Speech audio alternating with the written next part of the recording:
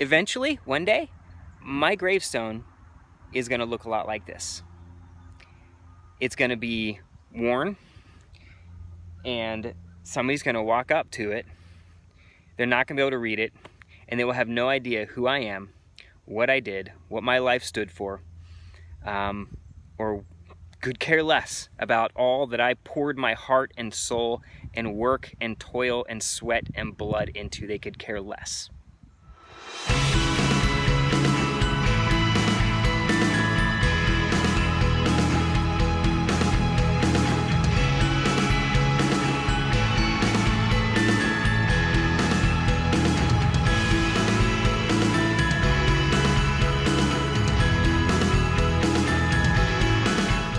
Hey folks, this is Mike Hatch, Men's Ministry Director at Orchard Hill Church in Pittsburgh, and I am in a cemetery.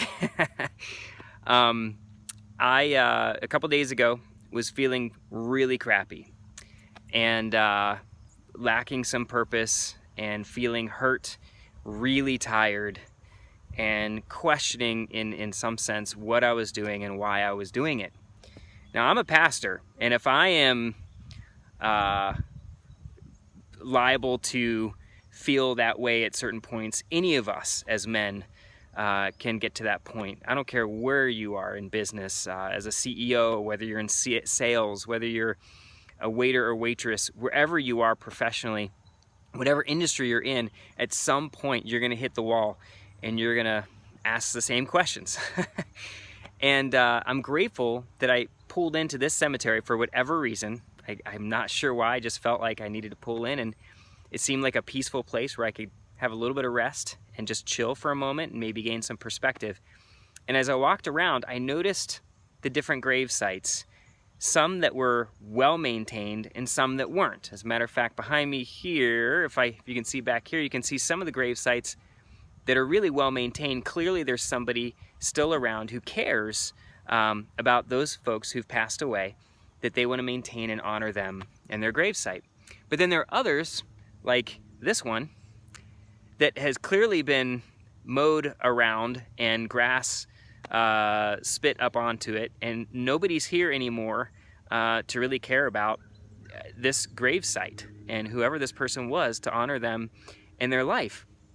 You know, there's a bunch of other different graves here, of course, many from the 1800s who passed away. Really sad. There's an 8-year-old boy here who died in 1890. And then you have a gravestone like this one, and you can't even read it. You have no idea. This is so weather worn, you can't tell what this says. We have no idea who this person is. Now, we might be able to look up in records somewhere and find out who this person is, but I can't stand here and say, oh yeah, so-and-so, they died at this time. No idea. And it hit me as I was here. Eventually, one day, my gravestone is going to look a lot like this.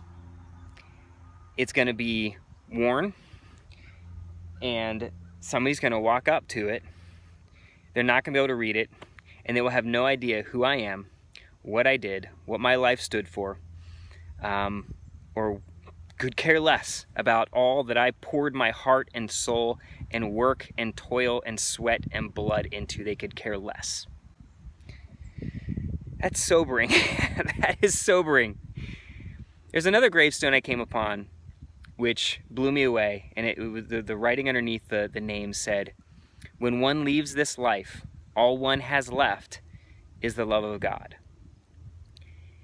And that hit me, because that's really the most significant thing, isn't it? Is when I'm long gone and nobody remembers what I've done or how I've contributed to the work that I've done or the things I've accomplished, the only thing that's going to matter is, did it matter to God? And so I don't know where you find yourself today. Maybe you're in the state I was a couple days ago, losing perspective, feeling down, maybe depressed, in a little bit of despair because of circumstances or conflict or issues. Maybe you need to take a walk through a cemetery and remember why you're doing what you're doing, and does it matter to God? In the end, Scripture tells us that everything that we've done is going to be put through the test of like fire. It's going to be burned, almost like run through a forge of some sort, or smelter, whatever you want to call it, but it's going to be put through fire, the fire of God's judgment, and whatever lasts and stands the test on the other side is what holds up. And Scripture describes what is burned away as like grass or hay, things like that burn away quickly and easily. And the things that last are going to be like jewels, like diamonds and emeralds and things like that will stand the test of that fire. And wherever you are, in whatever industry you're in, I don't care if you're a CEO or if you're a clerk, I don't care where you are or what you're into, why are you doing what you're doing? And do you think it matters to God? Because that's the ultimate test.